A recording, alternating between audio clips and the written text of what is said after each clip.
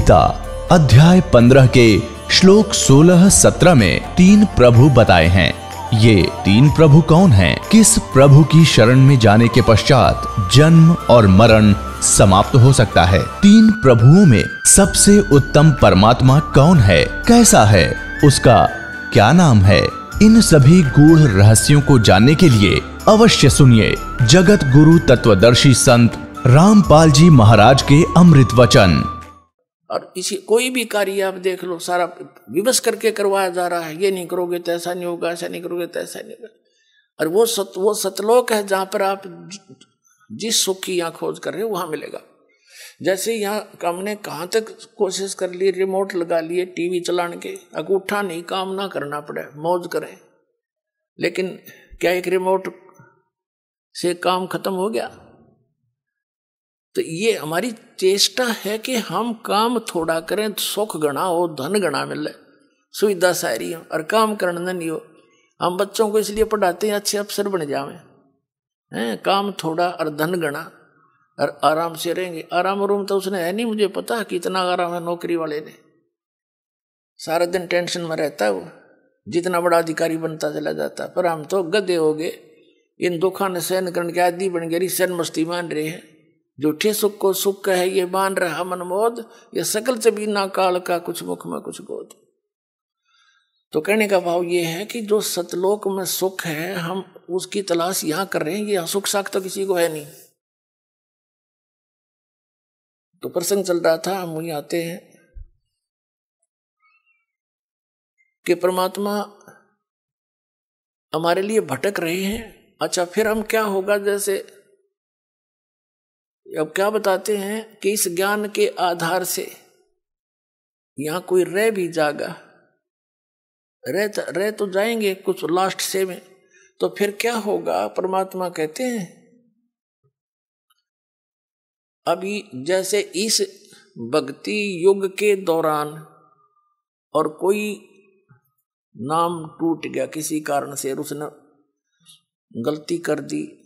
देखो 2 प्रकार से विमुख होते हैं। एक तो गुरुद्रोही बन जाता है, उसको तो भगवान संभालता नहीं, उसको तो कई हजार युगों तक मनुष्य जीवन नहीं मिलेगा फिर। और जो वैसे गलती से कर जाता है, गफलत कर जाता है, भक्ति करता करता छोड़ दिया, तो उसने अपना काम बढ़ा लिया। फिर वो जाएगा, जैसे आपको बताया पहले गणेश जी के लोक में, वहाँ अपने जीवन पूंजी नाश करेगा भक्ति की। फिर जागा ब्रह्मा जी के लोक में, फिर विष्णु जी के लोक में, फिर शिव जी के लोक। तो यहां परमात्मा ने एक ऑप्शन और बताई है आपको। कहते हैं शिव मंडल ब्रह्मापुरी चाहे विष्णु लोक में हो, हमरे गुण भूले नहीं तो आन छुटाऊं तो। कितना कितना रहम किया आपके ऊपर। कहते हैं यदि तू गलती से और बीच में गफलत कर गया, फिर पहुंच गया विष्णु लोक में, शिव के लोक में, कहते वहां तेरा फिर याद आ जा कि मैं तो गलत आ गया। ये तो पहले बताया करते गुरु जी, या तो मेरी पूंजी नाश होएगी, मेरा तो काम बिगड़ गया सारा। कहते वहां भी जो हृदय तो रोएगा ना तू, तुझे वहां से भी छुटवा लाऊंगा और पुनः मनुष्य जन्म दिवा के तुझे फिर से लाइन में ला दूंगा। इतने दयालु हम जी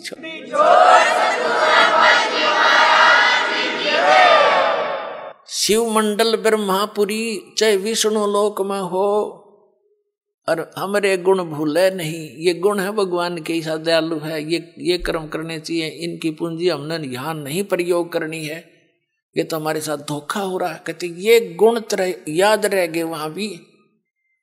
शिव मंडल ब्रह्मापुरी चाहे विष्णु लोक में हो, हमरे गुण भूले नहीं तो आन छुटाऊं तो।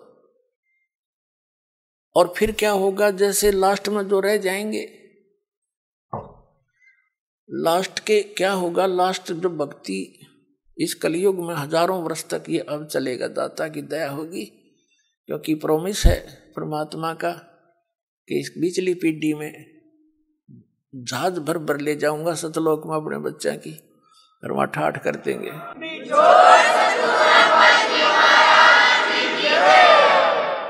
और पिछले लास्ट वाले फिर धीरे धीरे धीरे धीरे भक्ति कम होती चली जाएगी, गफलत में आते चले जाएंगे, सुख घना होगा, क्योंकि यहाँ पर सतयुग जैसा माहौल एक बार फिर बनेगा। और यो सुख भी इस जीव का दुश्मन है। कबीर साहब कहते हैं कि सुख के माथे पत्थर पड़ो, जिसते नाम हृदय ते जावे, और बलिहारी व दुख के जो पल पल नाम रटावे। कबीर साहब कहते हैं, हमें उदाहरण देते हैं कि इस यहाँ के नकली सुख में अंधे ना होना। कबीर साहब कहते हैं, आग लगाए से सुख के, जिस तो भगवान ते दूर हो जावा। ये परमात्मा ऐसा सुख ना दिए जिस तो आप ते दूर हो, और ऐसा दुख बनाए रखना जिससे आपकी याद बनी रहे। बलिहारी व दुख के जो पल पल नाम रटावे। तो इस प्रकार परमात्मा हमें अपने उदाहरण दे देकर समझाते हैं कि यहाँ क्या सुख की ज्यादा डिमांड करने की आवश्यकता नहीं है। जब सुख घना हो जाता है, ये जीव परमात्मा से दूर अवश्य होता है। आप देख लो, कितना बड़ा सेठ हो, ठीक है, कभी महीने 6 महीना में किधर माथा टेक आया, 10,000 रुपये दे आया, बस इतनी सी रह जाती है इनकी। ऐसे मंत्री हैं, मुख्यमंत्री हैं, प्रधानमंत्री हैं, इन वास्ता से है भगवान की पर भक्ति नहीं कर सकते ये। ठीक है कि माथा टेक आए हैं फॉर्मेलिटी सी, क्योंकि जीव है, भगवान के लिए तो रह ही नहीं सकता।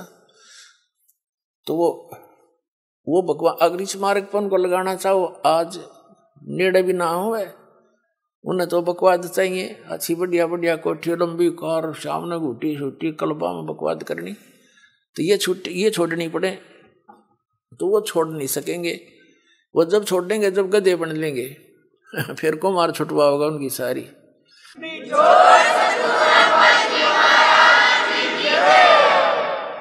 अपने आत्माओं जो प्रसंग चल रहा है वहीं आते हैं।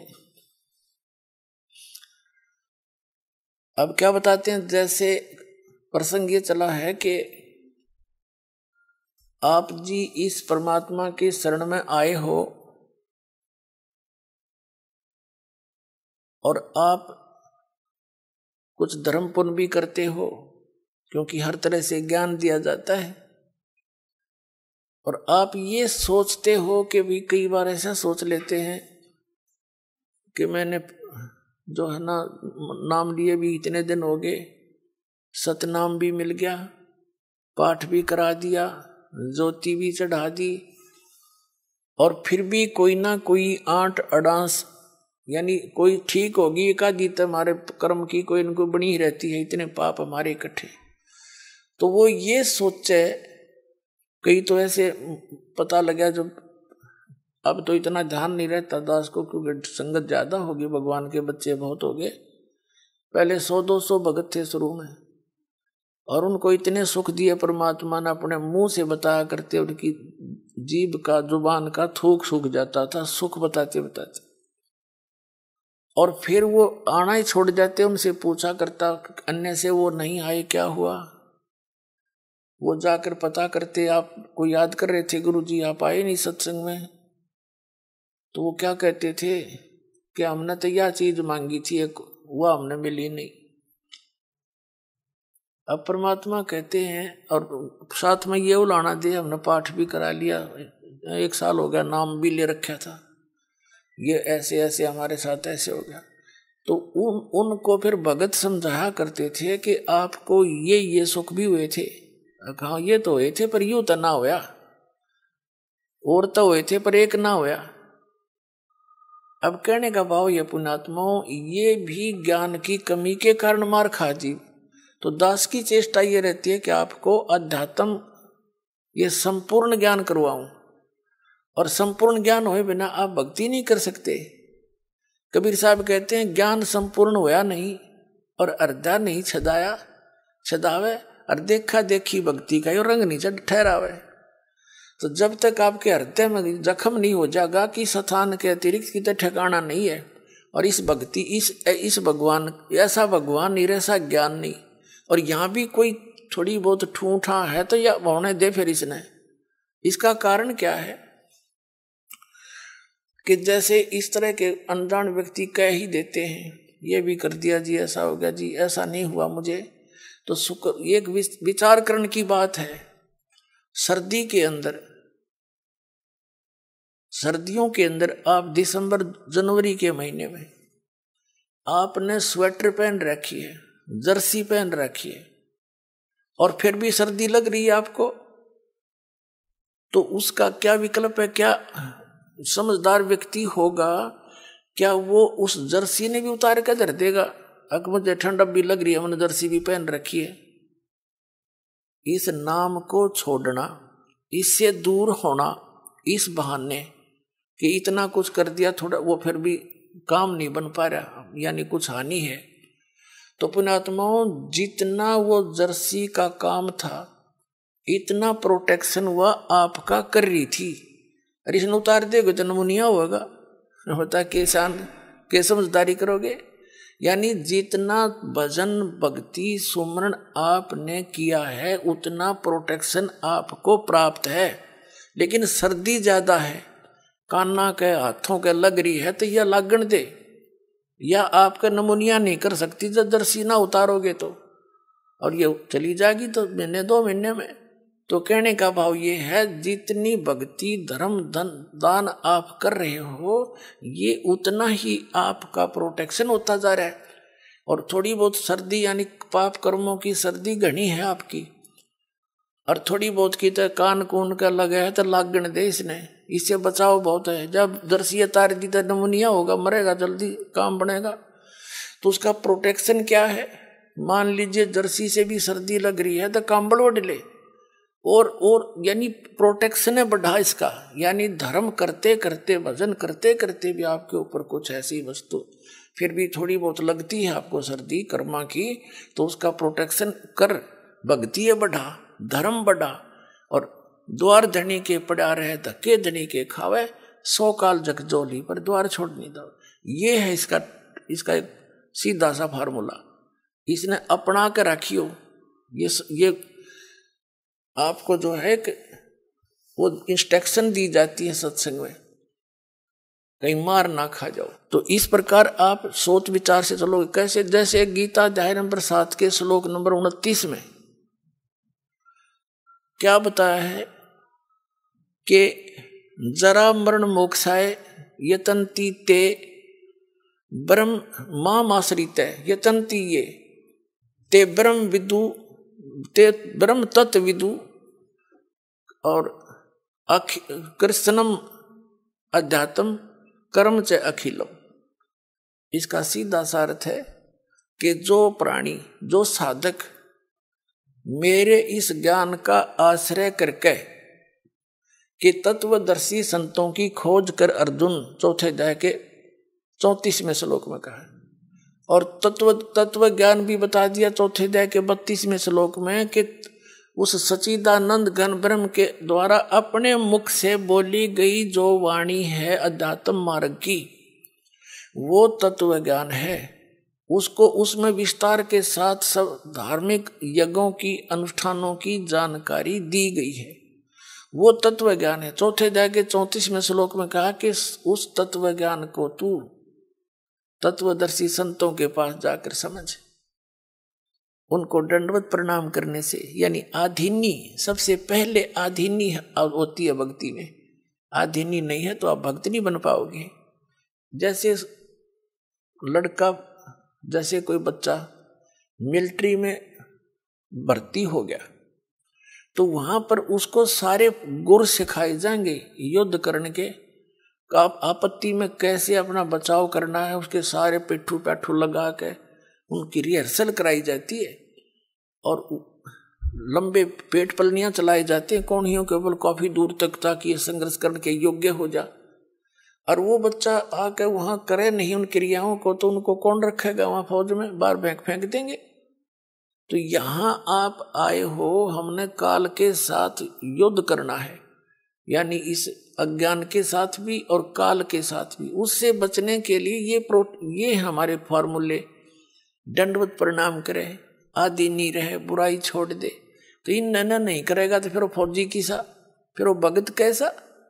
तो आप जी को यहाँ रिहर्सल कराई जाती है। जब आप सतलोक जाओगे ना, यह काम आओगे आपके। अब आज जैसा भाव आपका इस दास के प्रति है, आपके शरीर छोड़ने के बाद भी वैसा ही रहेगा। स्वभाव तो अंतःकर सूक्ष्म शरीर में होता है। ये ऊपर का कवर कांचली यहीं रह जाएगी, जैसे सर्प कांचली छोड़ जाता है, ये तो ऐसी छोड़ जाओगे आप। अंदर है ओरिजिनल वस्तु, वो शरीर भी और है। उस शरीर को, जो इसके अंदर शरीर है, इस भक्ति से उसको चार्ज किया जाता है, और फिर वो है आपका असली शरीर। कब तक? जब तक सतलोक नहीं जाओगे तो वो शरीर है आपका, वो काम देगा, उसमें भक्ति संग्रहित है। फिर जहां जहां हम जाते जाएंगे उसी स्तर के उस शरीर में, जैसे इस पहले द्वार को हम 10वें द्वार को पार करेंगे तो उसके बाद हमारा दूसरा शरीर ऊपर क्या एक कवर और उतर जाएगा। उसके बाद हम 11वें द्वार को पार करेंगे काल के लोक में, तो वहां एक शरीर का एक आवरण और उतर जाएगा। उस नीचे वाले में दूसरे मंत्र की चार्जिंग रहेगी। फिर हम उससे जाकर के 12वें द्वार को पार करेंगे, तब वो दूसरे मंत्र वाला जो कवर जिससे चार्ज है वो भी वहां भक्ति वहीं रह जाएगी। फिर केवल तीसरे नाम वाला ही वो आत्मा के साथ जागा, और सतलोक में जाकर आपको तुरंत उसके ऊपर अन्य शरीर इट इज फिट हो जाएगा, जो वहां के हंसों का होता है।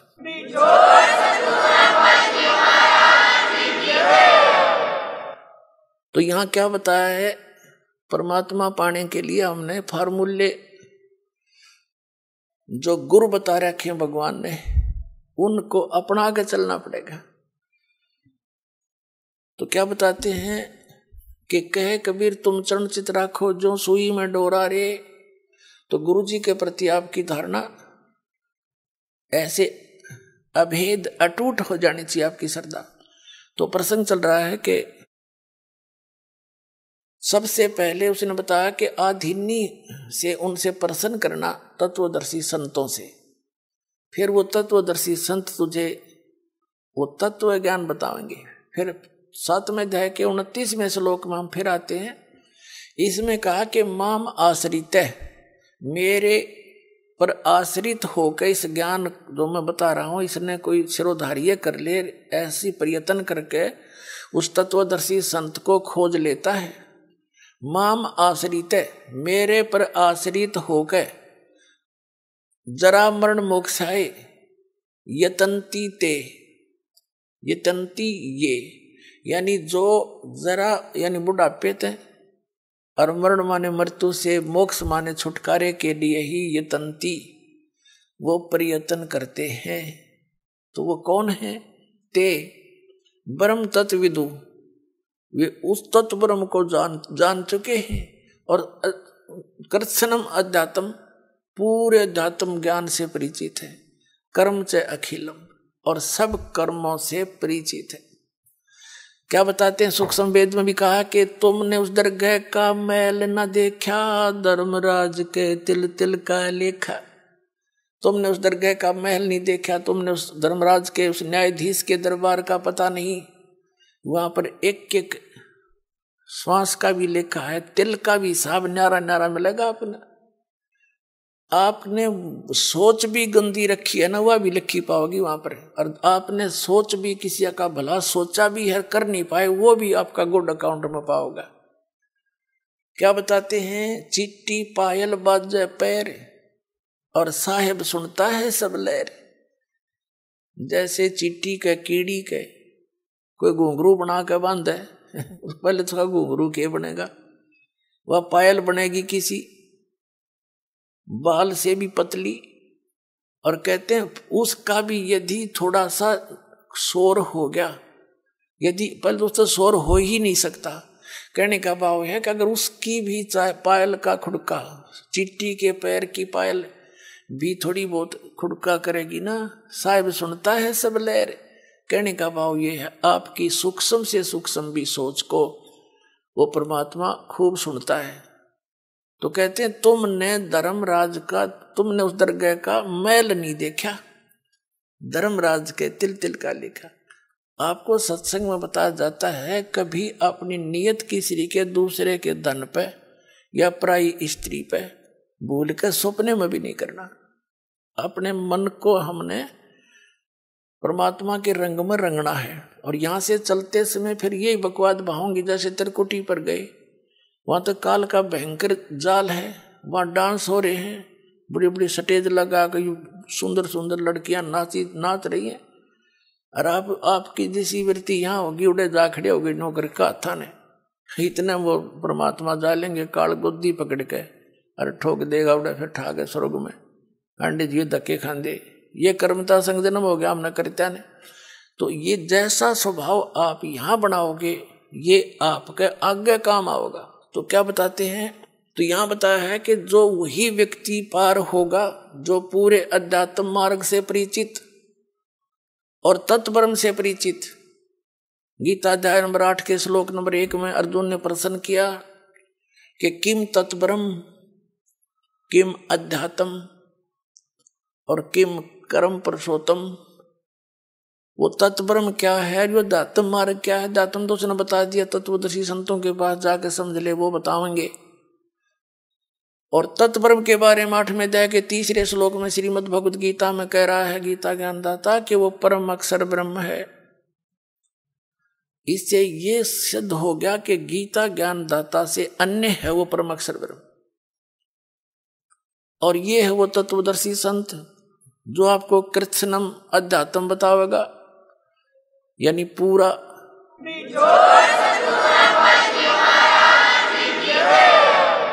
कबीर साहब कहते हैं मां मुंडू उस गुरु की जिसते संशय ना जा।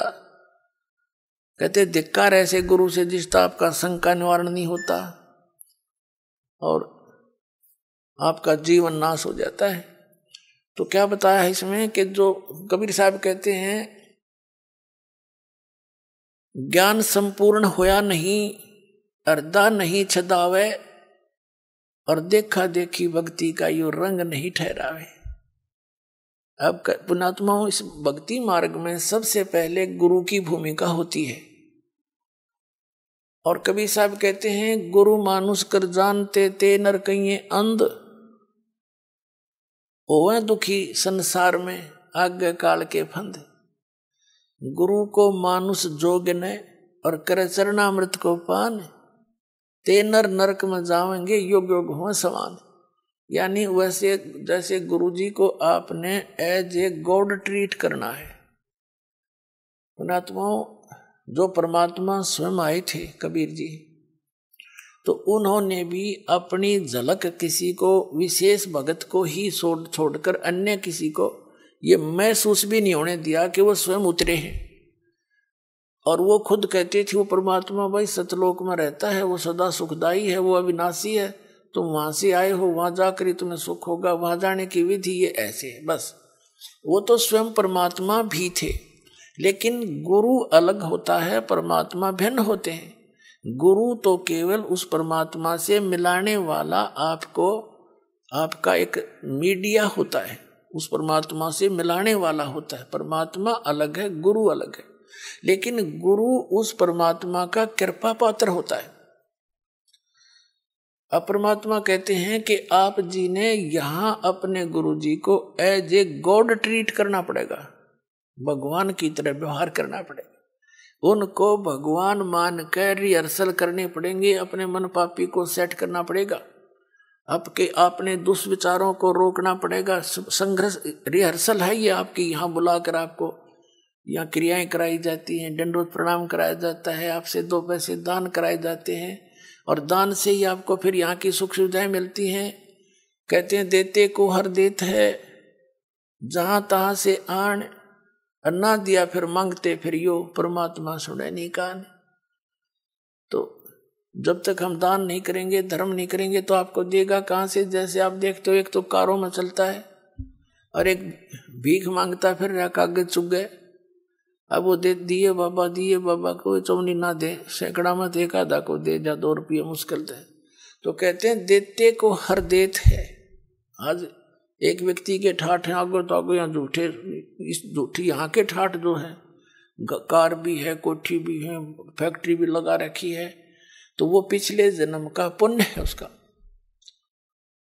देते को हर देत है, जहां तहां से आन, अरना दिया, जिसने दान नहीं करा मनुष्य जीवन पाके, और दान भी सुपात्र को हो, कुपात्र का किया हुआ व्यर्थ है। तो कहते हैं ना दिया वो मांगते फिरियो, फिर भगवान सुने ना कान। वो तो अब है आपका समय, जो दान आपने जो कर्म बनाने हैं, तो अब ये समय भी अब मिला आपको, जो पूर्ण संत भी ईब मिला। यहाँ किया हुआ आपका प्रत्येक अध्यात्म प्रयत्न 100% सफल होगा, क्योंकि पूर्ण गुरु और पूर्ण ज्ञान और पूर्ण भगवान कहते हैं, गुरु बिन माला फेरते, गुरु बिन देते दाने, गुरु बिन दोनों निष्फल है, चाहे पूछो वेद पुराण। और गुरु पृथ्वी पर कोई है नहीं इस दास के अतिरिक्त, आपका जच्चो चाहे मत जच्चो।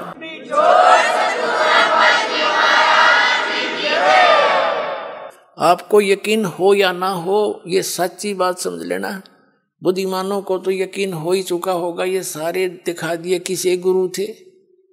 जिसको अध्यात्म ज्ञान नहीं वो टीचर किसा, जिसको अपने सिलेबस का ज्ञान नहीं वो अध्यापक कहाँ का। तो ये गुरु नहीं थे, इनके द्वारा इनको आधार मान के की हुए आध्यात्मिक क्रियाएं आपकी यूजलेस, क्योंकि वो शास्त्र विधि को त्याग कर मनमाना आचरण।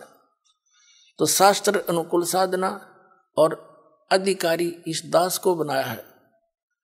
और अब चाहे पूरा विश्व आकर नाम ले लो, सारे पार हो जाएंगे, क्योंकि शब्द बहुत जबरदस्त शक्ति होती है। दास ने नाम दे दिया, आपने भक्ति करनी, मर्यादा में रहना, पार हो जाओगे। उसके लिए क्या बताते हैं, गुरु मानुष कर जानते ते नर कहिए अंध, ओए दुखी संसार में आग काल के फंद। जैसे इस दास के स्थान पर परमात्मा होते तो कैसे व्यवहार करते आप तो खैर आप ही जानो, लेकिन दास को पता है मैं क्या करता है। जब भी उनके सामने आता, आंखों में आंसू होते और उसके चेहरे की तरफ देखते रहते। अब उसके सामने ठीक है, अब तो हम as a Guru he deal करेंगे, अपना दुख भी रोवांगे। कहते हैं, जय इब कै सतगुरु मिले, जय इब कै सतगुरु मिले, सब दुख आँखों रो, चरणों ऊपर शीस धरूं, कहूं जो कहनी हो। तो कहने का भाव ये है कि जैसे गुरु जी के सामने आप भगवान के पास जाते हो और आपसे गुरु जी क्या कहेगा कि भाई शराब नहीं पीना, चोरी नहीं करना, मर्यादा भंग मत करना, मर्यादा में रहना, भक्ति करना। और आप मेरे सामने आकर के झूठ बोल दोगे किसी भी पॉइंट के, भगवान के सामने आप जाते हो, झूठ बोल सकते हो? दास का तो कलेजा फट जा झूठ बोलती आना। आप तुम अपने आप सोच लो ना, आप किस व्यवहार करोगे मेरे साथ। जो इस दास के साथ आपका व्यवहार होगा वो भगवान के साथ माना जाएगा। दास भगवान नहीं है, लेकिन कबीर साहब कहते हैं गुरु को भगवान मानना पड़ेगा आपने। जैसे गणित के ऋण का एक प्रश्न होता है, उस प्रश्न को हल करने के लिए मूल धन ज्ञात करना होता है। वो मूल धन करोड़ों की संख्या में होता है, लेकिन वो मूलधन अज्ञात होता है। उस अज्ञात मूलधन, करोड़ों के मूलधन को प्राप्त करने के लिए, जानने के लिए, पाने के लिए मानना पड़ता है मूलधन 100 रुपये। वो 100 रुपये मूलधन नहीं होता, लेकिन उसको सपोज करे बिना वो मूलधन मिले नहीं जिसके लिए प्रयत्न हम करेंगे। तो हमारा मूलधन है कबीर साहब, लेकिन उस कबीर साहब को पाने के लिए आपने मानना पड़ेगा, मान लीजिए रामपाल कबीर साहब, एज ए ट्रीट नो करना पड़ेगा।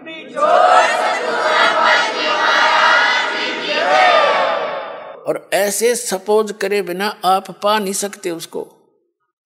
ये नियम है, फार्मूला है। और जो स्टूडेंट फार्मूला वही लगा कर चलेगा तो उस प्रश्न को हल कर लेगा, ना तो फेल हो ही तुम।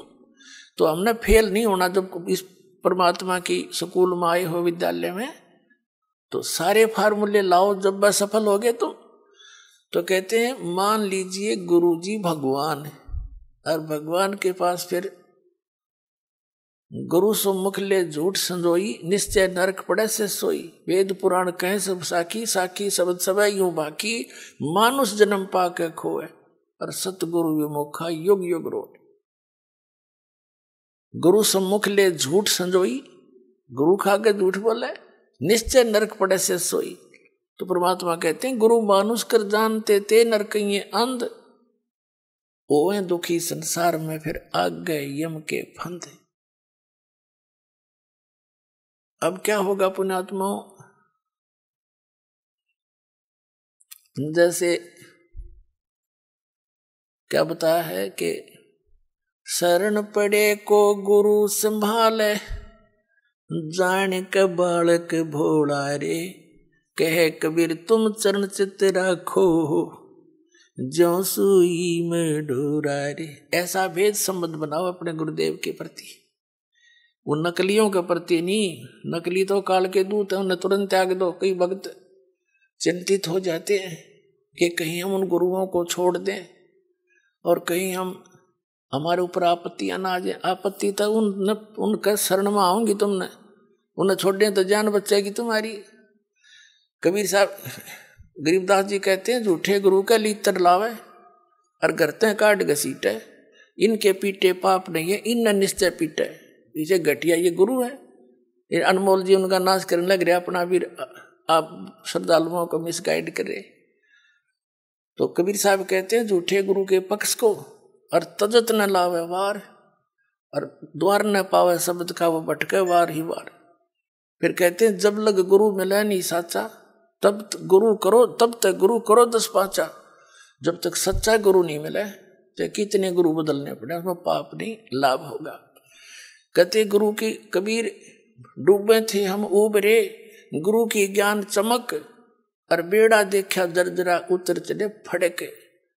जैसे नौका टूटी ही और मझदार में जा रही हो, नीचे से पानी भरने लग रहा हो और साथ में कोई दूसरी ले जाकर खड़ी कर दे बिल्कुल ओके, और उसने कहा या डूबेगी भाई, देखिए पानी भरने लग रहा है इसमें, और आ जाओ इसमें। विकल्प कूद जाएंगे वो 1 सेकंड में, जो विकल्प नहीं हो तो डूबेंगे। जब विकल्प खड़ा कर दिया कि या ठीक सर इसमें आ जाओ, और फिर भी ना दे, फिर तो वो भांग पिए बैठे हैं। घटनों पानी में भी बड़े हैं और फिर भी नो के ओके है। तो जो दास प्रमाण दिखा रहा है और ये नौका साथ में खड़ी कर दी कि ये है ओके इसमें आ जाओ, और यह सारी डूबेगी तुम्हारी, और अब भी उनको नहीं छोड़ रहे, उन्हें तो फिर नशा गणा हो रहा है। उनका क्या करें फिर हम। कबीर साहब कहते हैं कि ये चातुर प्राणी चोर हैं, इतना ज्ञान दास ने बता दिया, और उनकी दाख उनने तो कुछ ध्यान देना चाहिए। जो संत गुरु पद पर बैठे हैं, तुम क्या करने जा रहे हो, तुम्हारा ज्ञान फेल कर दिया, और फिर भी बोले आत्मा नहीं कहते भाई चलो वह भी आ जाए, उन्होंने भी कह दे भाई बिल्कुल ठीक है, नहीं तो गलत बताओ मेरे ज्ञान को। मैं बार बार कह रहा हूँ ये गलत बताओ, गलत कह रहा हूँ, और गलत नहीं कह रहा तो स्वीकार करो, इन छोड़ दो परमात्मा के बच्चों ने, क्यों दुश्मन बने बैठे हो तुम।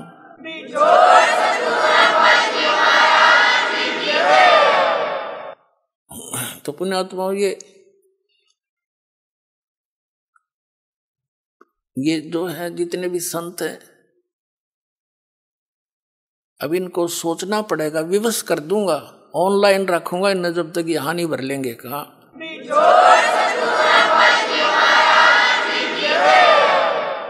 और क्योंकि ये भोले सरदार कबीर साहब कहते हैं चातुर प्राणी चोर हैं, जैसे मधु परमहंस हरिये नो कह बोला हमने आध्यात्मिक ज्ञान चर्चा ना करी।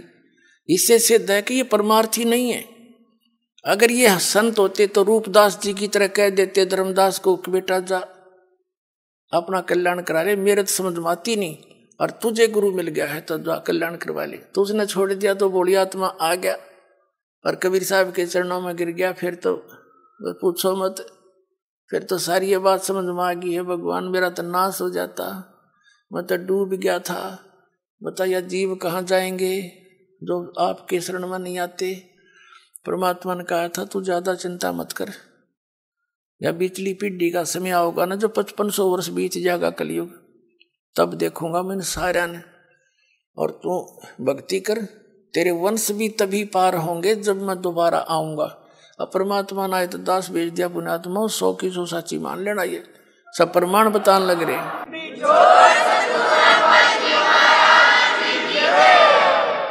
तो कबीर साहब कहते हैं चातुर प्राणी चोर हैं, मूड मुग्ध हैं ठोठ। इतने प्रमाण देख के भी जो मूर्खा के चिपके रहेंगे नकलियां के, कहते वो तो मूड मुग्ध हैं ठोठ, वो तो कति ओलंड है, देसी भाषाओं का बौड़ी बूझ है। इतने प्रमाण देख के और फिर उनके बैठे उन सतगुरु मान रहे हैं। और फिर परमात्मा कहें जय वो फिर भी नहीं आते है ना, हमने उनकी जरूरत भी नहीं है। चातुर प्राणी चोर हैं ये, मूड मुग्ध हैं ठोठ, और संतों के नहीं काम के उनको दो गलजोट। वो तो और दृढ़ कर दो उनको, मरे रहो वहीं पर। इतना ज्ञान समझ के भी ना मानते। तो पुण्यात्मा प्रसंग चल रहा था कि कर लो गुरु वकील मुकदमा भारी है। बहुत सबसे खतरनाक केस यू है आपका इस सृष्टि में कोई है तो आप काल की जेल में बंद हैं, और ये सिर्फ काल की खुली जेल है। आप ही से बच्चे पैदा करवा कर आपको एक और बंधन में बांध रहा है, और अपना करो धंधा रखाओ हैं और मर जाओ, फिर गधे बन जाओ। दूसरी जेल, वो कठिन जेल में भेज दिया। तो कहने का भाव ये है कि अब आपको ये दास वकील मिल गया इस पृथ्वी पर, दूसरा वकील इस वकालत करनिया नहीं है इस काल के साथ में। और अब आप सभी ने ये वकील करना पड़ेगा, पूरे विश्व ने।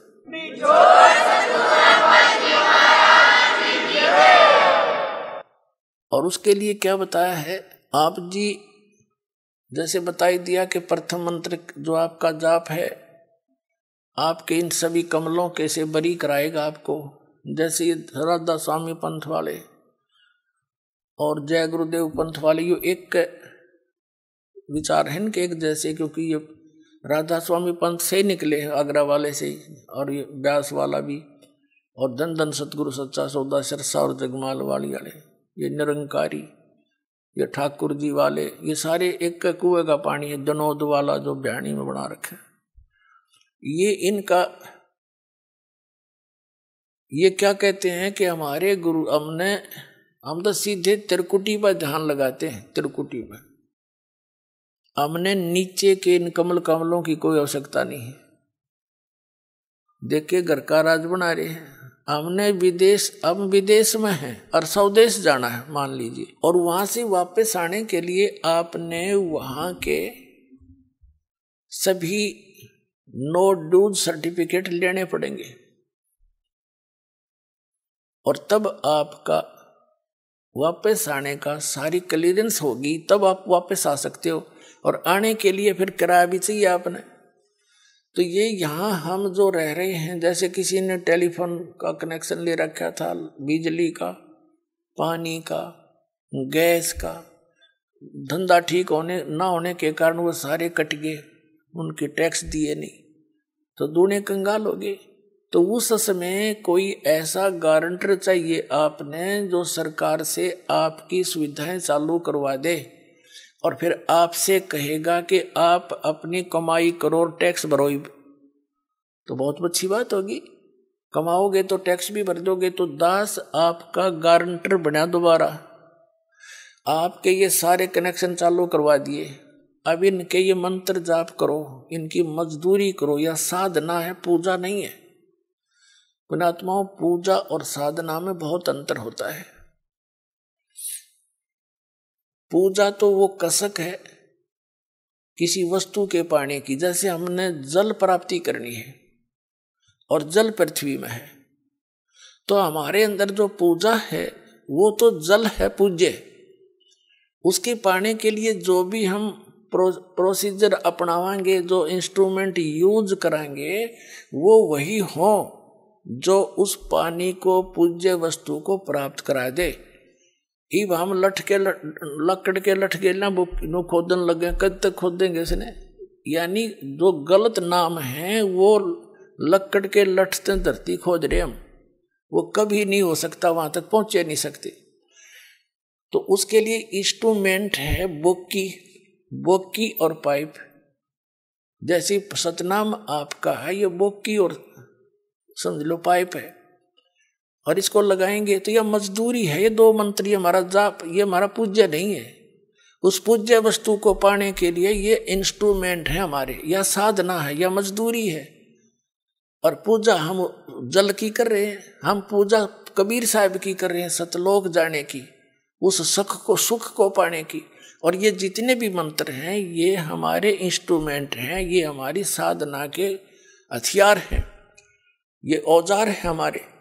इनसे हम मिलेंगे, ये औजार ही वहाँ इस प्रोसेस में इस प्रोसीजर में यही कामयाब है, दूसरा कोई हो ही नहीं सकता। तो मंत्र नहीं इस पृथ्वी पे मोक्ष प्राप्ति के, केवल यही मंत्र है जो दास आपको दे रहा है। और ये प्रमाणित है, जिन महापुरुषों को परमात्मा स्वयं आकर मिले और उनको पहले तो सचखंड सतलोक दिखाया, जो स्थान की हमने कति भूल पड़ गई थी। अब पुण्यात्माओं जब ये प्रमाण दास के पास नहीं होता तो थूक बिलो लेता मैं, किसी का जू नहीं रहेंगे वो। अब ये ऐसे एथेंटिक प्रमाण हैं जो आपके हृदय से हट नहीं सकते। आज किन किन को भगवान मिले? आदरणीय धर्मदास साहिब जी को, और इस कथा से खूब परिचित है पूरा कबीर पंथ। आदरणीय नानक साहिब जी को परमात्मा मिले, सचखंड लेकर गए। इससे पूरा सिख धर्म अच्छी तरह परिचित है कैसी घटना घटी थी। और ऐसे ही आदरणीय दादू साहिब जी के साथ हुआ था, ये भी दादू पंथी सब जानते हैं। ऐसे आदरणीय गरीबदास साहिब जी के साथ हुआ था, सतलोक लेकर गए थे, वापस छोड़ा था, ये पूरा गरीबदास पंथ जानता है।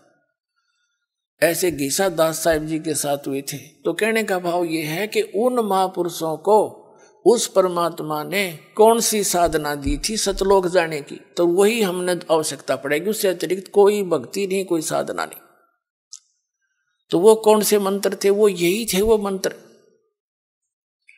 इनको आदेश दे दिया था सख्त कि धर्मदास मेरी लाख दुहाई, यो मूल ज्ञान की तबार न जाए। और फिर इसी प्रकार कहा था, धर्मदास मेरी लाख दुहाई, ये सार शब्द कहीं बार ना जाए। ये मूल ज्ञान और सार शब्द बार जो पढ़ी, बिचली पीढ़ी हंस नीतर ही। अब जितना भी युग काल का सबसे ज्यादा सबसे अधिक जो पंथ का विस्तार हुआ है ये राधा स्वामी से हुआ है, दूसरे नंबर निरंकारी से हुआ है। और ये दोनों के दोनों गुरु ग्रंथ साहिब को पढ़ के न्यारा सांग जोड़ा। और यदि ये मंत्र गुरु ग्रंथ साहिब में होते तो ये यही मंत्र देते पाते। तो बता आज ये दास कैसे भिन्नता बताता आपको कि ये अधिकारी है नहीं, चल ये अधिकारी होते और ये मंत्र दे रहे होते तो कोई दिक्कत ना थी। मैं क्यों थूक बिलाऊं, वो क्यों सिर में दर्द करता, मैं भी लेकर नाम अपने पार हो जाता। ये अधिकारी नहीं है, इनके पास ये मंत्र भी नहीं है। और उनको परमात्मा ने, उन महापुरुषों को इसलिए मना कर दिया था कि यह बात बिगड़ जाएगी। बीचली पीढ़ी में मेरा और काल का एक एग्रीमेंट हो रहा है कि कलयुग में कितने जीव ले जाना। तो परमात्मा ने पता था कि बीचली पीढ़ी में पहले तो शिक्षित करूंगा इन सबको। नहीं पिछला इतिहास देख लो, हमारे दादे परदादे ने कोई पाड़ी जाया करता, कोई हाड़ी जाया करता, कोई कितना मजदूरी करके अपना टाइम पास कराया करते, उन्हें पढ़ने की आवश्यकता नहीं थी। अब हमने पढ़ाई को एक प्रथम मान लिया सिर्फ रोजी रोटी के लिए। हमने तो इसलिए स्पीड खींची थी, हरीबिया काम आओगी वो दूसरी जगह या शिक्षा परमात्मा के पहचानने के लिए। ये कंप्यूटर बना दिए, इंटरनेट बनवा दिए। ये कबीर गॉड गिवन माइंड है, ये उस परमात्मा ने दी है बुद्धि, ना काल बुद्धि दे।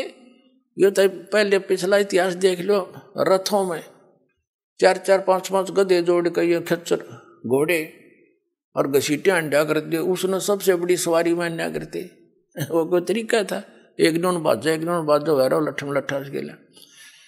तो ये ऐसी बुद्धि कर रखी थी इसने हमारी। ये कबीर साहब ने दिया है ये सारी टेक्निक। और दी किस लिए? आप जी को घर बैठे संदेश देने के लिए। वो इतना दयालु है कि घर बैठे दे दूंगा अपने बच्चों को शिक्षा, और पहचान लेंगे पूरे विश्व में मेरा नाम होगा और सबका कल्याण होगा।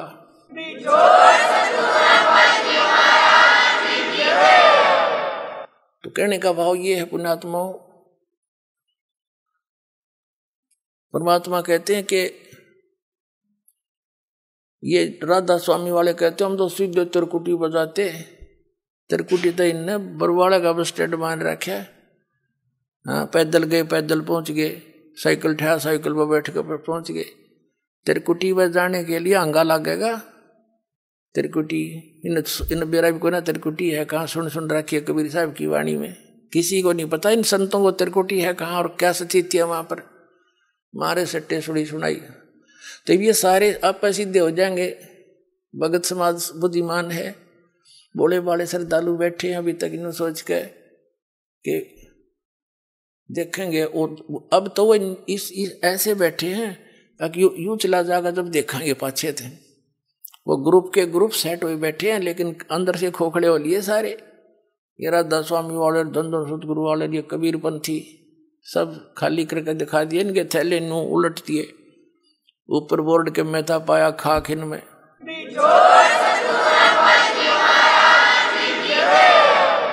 तो तिरकुटी पर जाने के लिए जैसे आपको बताया कि जैसे हमारा जल पूज्य है, पूजा हम जल की करते हैं, और ये नामों की साधना जो है ये तो इंस्ट्रूमेंट है अपने। तो 2 मंत्र का जो जाप है आपको, तो त्रिकुटी तक तो हम इनके जो पहले मंत्र में देते हैं ये यहाँ तक बड़ी आपको एडवांस करवा पाओगा परमात्मा, यहाँ तक तरोड़ा ही नहीं है। ये आगे फंड करता है वहां जाकर त्रिकुटी पे। वहां पर 3 रास्ते हो जाते हैं। सामने वाला रास्ता इसने कति बंद कर रखा है। ये अध्यात्म मार्ग उल्टा चलता है। जैसे हम त्रिवेणी बोलते हैं, वहां पर इलाहाबाद में जो गंगा और जमुना मिलती है और तीसरी कहे नीचे सरस्वती है, और अध्यात्म मार्ग में उल्टा चलता है। वो वहां से 3 रास्ते हैं। बीच वाली जो है वहां इसने ब्रह्मरंध्र है, वो ब्रह्मरंध्र पे लोक ला रखा है वज्र का। और ये परमात्मा के सतनाम के 2 अक्षर के नाम से, और तीसरा जो मंत्र है आपका सार नाम से खुलते हैं। उसके बगैर वो खुल ही नहीं सकता। तो कहने का भाव ये है, त्रिकुटी पर जब आप पहुंच जाओगे, जैसा भाव आपका इस दास के प्रति यहाँ रिहर्सल के दौरान आपका होगा, तो वहां आप दास दिखेगा, आप वहीं पहुंचोगे। जिसमें जैसा स्वभाव होगा वहां आपके रिहर्सल वहां काम आ गया।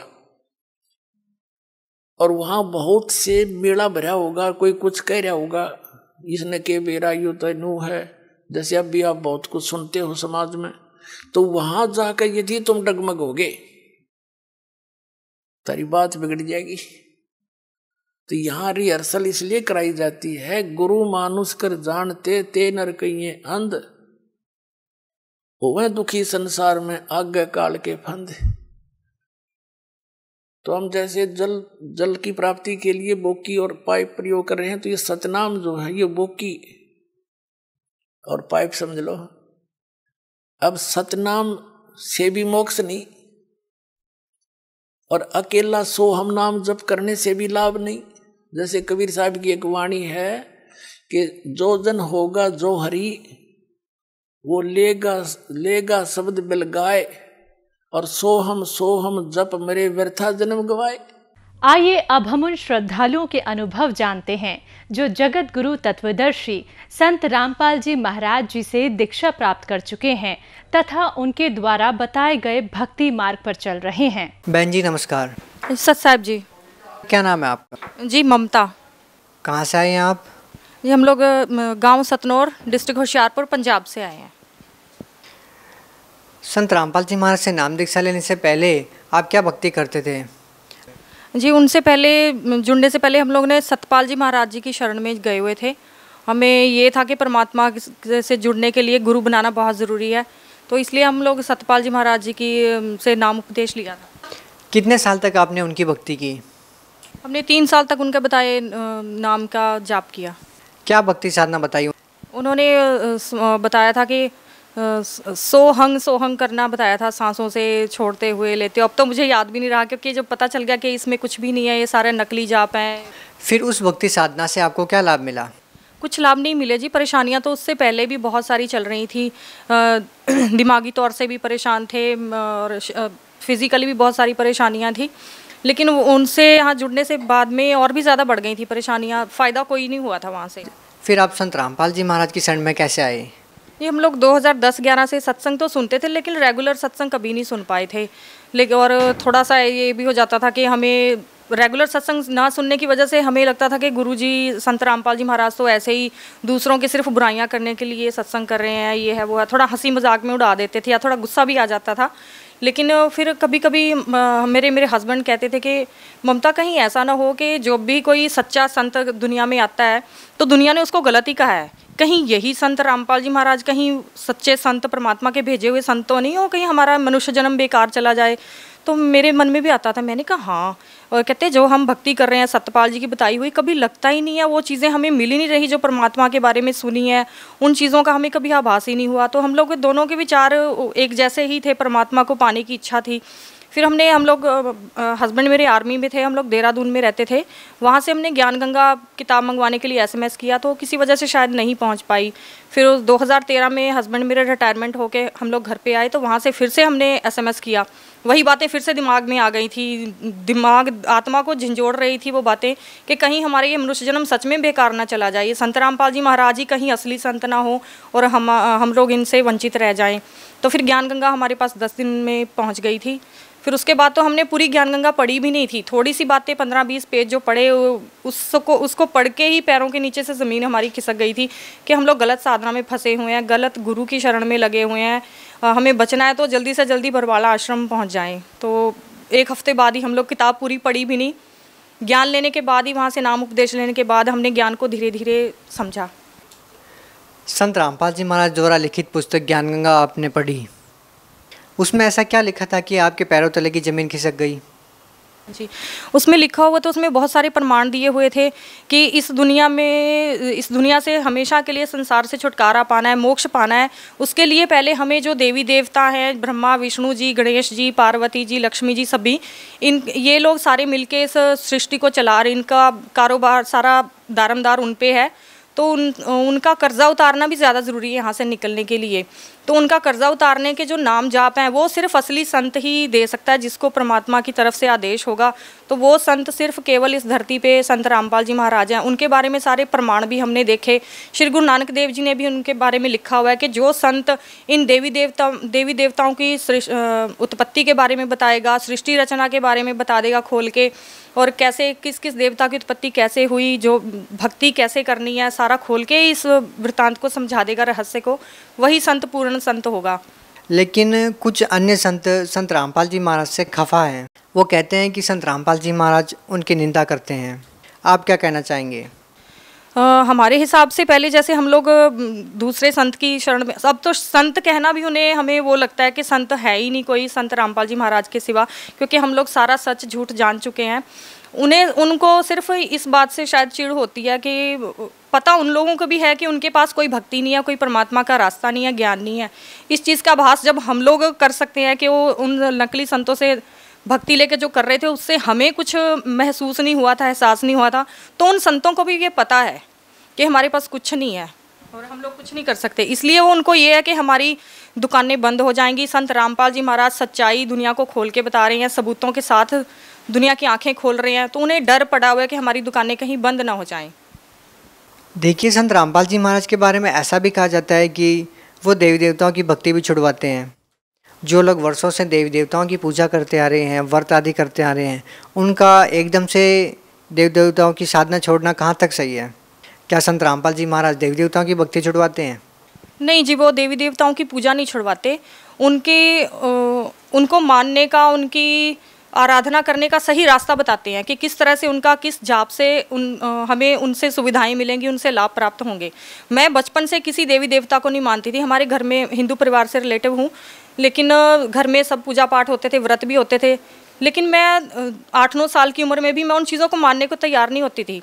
मेरे मायका चंडीगढ़ एरिया में पड़ता है, कुराली रोपड़, वहाँ गुग्गा जी का बहुत प्रभाव है, तो गुग्गा जी की बहुत मान्यता होती थी। तो घर में जब कुछ उनका पूजा पाठ होती थी तो मैं बिल्कुल गुस्से में आ जाती थी कि मुझे इन चीज़ों के सामने मत झुकने के लिए बोलना। मैं नहीं मानती कि इन चीज़ों से परमात्मा मिलता होगा।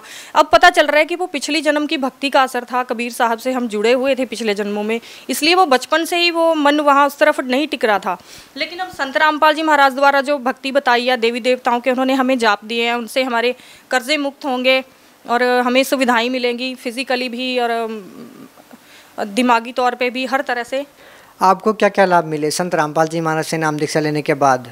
जी हाँ, मैं शादी के बाद मुझे घर में बहुत ज़्यादा टेंशन्स हुई थी, काफ़ी मेंटली डिस्टर्ब रही मैं। डिप्रेशन की वजह से मुझे माइग्रेन हो गया था और छींकों की प्रॉब्लम भी हो गई थी। मुझे दिन में जब छींक शुरू हो जाते थे तो किसी दवाई से बंद नहीं होते थे, 150 छींक, 200 छींक ऐसे हो जाते थे। मैं एकदम उठने लायक नहीं होती, लेकिन सब घर में सब कुछ देखना भी पड़ता था। तो उन चीज़ों से काफ़ी फ़ायदा मिला है। भक्ति करने से धीरे धीरे वो चीज़ें बिल्कुल ख़त्म हो रही हैं। संत रामपाल जी महाराज जी अपने श्रद्धालुओं को नाम दीक्षा देने से पहले कुछ नियम बताते हैं, वो नियम कौन से हैं? वो जो भी नियम बताते हैं वो सारी बुराइयों से हटके है। सिर्फ हमें बुराइयां छोड़नी है, किसी से बेईमानी नहीं करनी है, किसी का हक नहीं मारना है, किसी से गाली गलौच नहीं करना है, बस किसी के साथ नाइंसाफ़ी नहीं करनी। हाँ, रिश्वत नहीं लेनी है और किसी से ना रिश्वत लेनी है ना किसी को देनी है, किसी के बुरे काम में सहायता नहीं करनी है, नशा नहीं करना है, बीड़ी सिगरेट शराब तंबाकू। अगर कोई नशा करता भी है और परमात्मा को पाना चाहता है, वो अगर दृढ़ता से परमात्मा की शरण में आना चाहता है तो संत रामपाल जी की बताई भक्ति से, हमारे साथ ऐसा हुआ है। मेरे हस्बैंड जी आर्मी में थे और बहुत ज़्यादा शराब पिया करते थे। वो खुद अपने मुंह से कहा करते थे कि मेरी शराब तो शायद परमात्मा भी नहीं छुड़ा सकते, ऐसा उनका मानना था और हालात भी ऐसे थे। मुझे भी लगा करता था कि ये कभी नहीं छोड़ सकते। तो क्या नाम लेने के बाद उन्होंने नशा छोड़ दिया? जी हाँ, बिल्कुल भी उस दिन के बाद तो उन्होंने कभी, उनका अंदर से अंतरात्मा ही नहीं मानती अब नशा करें, क्योंकि वो ये जो भक्ति है ना अंदर से वो विकारों को ख़त्म करती है। और मेरा जो माइग्रेन का दर्द पहले होता था, मैंने बताया ना कि मेरे को उसमें लाभ हुआ है। उसके लिए हम देहरादून में रहते थे, वहाँ से मैंने पतंजलि करके जो संस्था है एक, उनकी मैंने दवाइयाँ खाई थी। 8 महीने में मैंने 24,000 की दवाइयाँ खा ली थी। उन दवाइयों को शुरू करने से पहले मेरे को माइग्रेन के दर्द में 1 या 2 बार ही वॉमिट होता था, यानी उल्टी आती थी।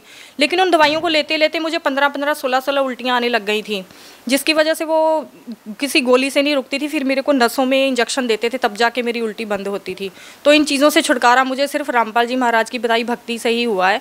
और वहाँ पर हमें ये नहीं पता था कि हमारे दुखों से हमें छुटकारा मिल जाएगा। हमें परमात्मा को पाने की चाह थी कि इस जन्म में हमें इतने दुख मिल रहे हैं, परमात्मा अगला जन्म अच्छा हो या ना भी हो, मैं तो आना ही नहीं चाहती थी दोबारा इस दुनिया में, कि परमात्मा को पाना है। लेकिन बाद में हमें पता चला कि यहाँ आने के बाद इतने सारे लाभ मिल रहे हैं, भक्ति करने से इतना सब कुछ अच्छा हो रहा है सब तरह से। बहन जी, आप भगत समाज को क्या संदेश देना चाहते हैं? भगत समाज को यही संदेश देना चाहते हैं जी कि हम सभी लोग किसी ना किसी साधना में लगे हुए हैं, लेकिन संत रामपाल जी महाराज इतना सारा ढिंडोरा पीट रहे हैं कि आप लोग सच्चाई को जानो, सच्चाई को परखो, किताबों में पढ़ो। वो ये नहीं कहते कि सिर्फ मेरी बातों के पीछे लग के आप लोग सही संत को चुनो। सबूत दिखा रहे हैं, वो किताबों में सबूत दिखा रहे हैं, ग्रंथों में सबूत दिखा रहे हैं। गुरु नानक देव जी ने भी लिखा है कि जो इन चीज़ों को खोल के बता देगा वही संत पूरा होगा। और गुरु ग्रंथ साहब में ये भी प्रमाण है कि गुरु नानक देव जी ने लिखा है कि जो परमात्मा है, पूर्ण परमात्मा है, वो कबीर साहब हैं। गुरु ग्रंथ साहब जी के पेज नंबर 24 में लिखा है, फाही सूरत मलूकी वेश, ए ठगवाड़ा ठगी देश, खरा सियाणा बहुता भार, धानक रूप रहा करतार। धानक का मतलब होता है कि जुलाहा। उन्होंने बताया कि जिस समय में गुरु नानक देव जी को परमात्मा ने दर्शन दिए थे और बताया था कि मैं धानक के रूप में काशी नगर में आया हुआ हूँ, तो उसके बारे में गुरु नानक देव जी ने सब कुछ खोल के बता रखा है गुरु ग्रंथ साहिब में। बहुत बहुत धन्यवाद। सत साहिब जी।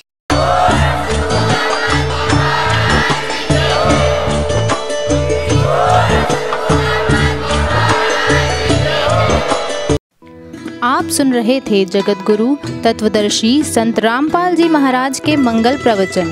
अधिक जानकारी के लिए संपर्क करें